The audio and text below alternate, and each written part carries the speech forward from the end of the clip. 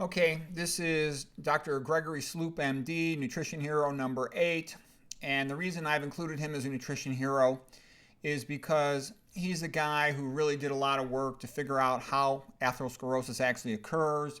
He's a pathologist. He figured out that atherosclerosis is actually a blood clot. I mean, other persons had put forth that theory ahead of him, but he's done a lot of work to help strongly confirm that theory.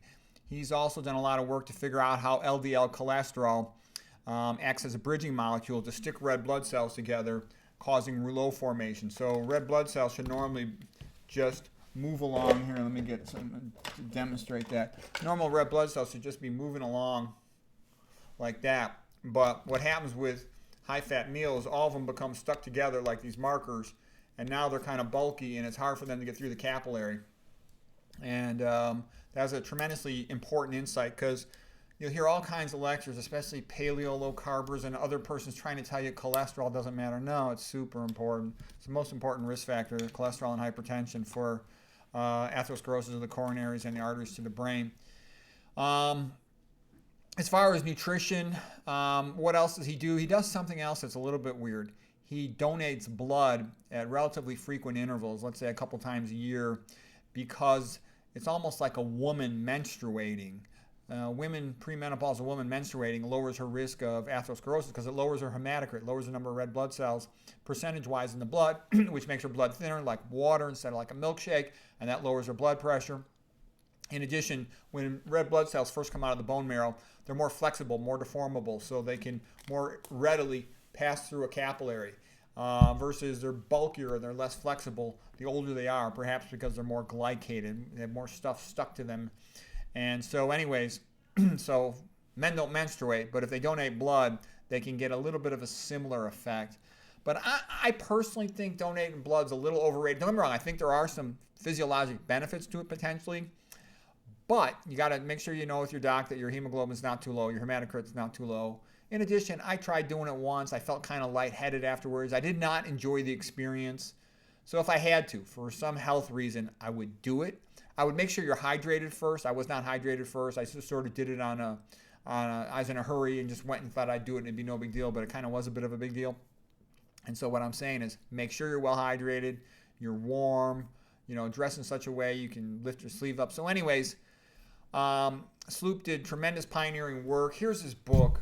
I've read tons of stuff on atherosclerosis. This is the best book ever written on atherosclerosis. If you really want to understand atherosclerosis, you can't understand it with just this atherosclerosis, lipid, cholesterol stuff.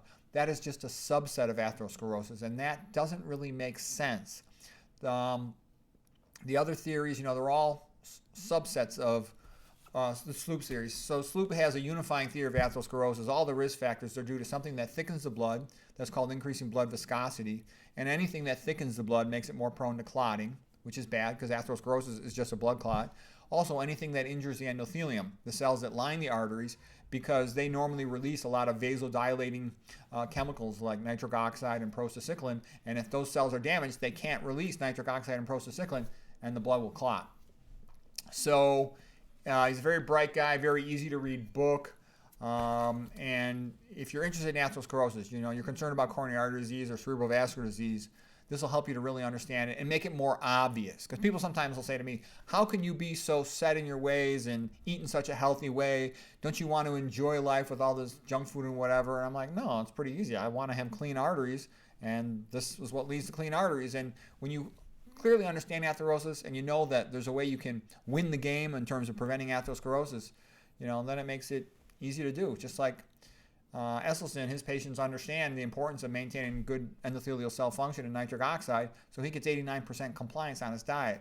And I think Dr. Sloop's explanations of hemorrheology, the sort of the patterns of blood flow, and he does it in a real simple way. This is an easy book to read. And what is it? It's hardly any pages. What is it we're talking here?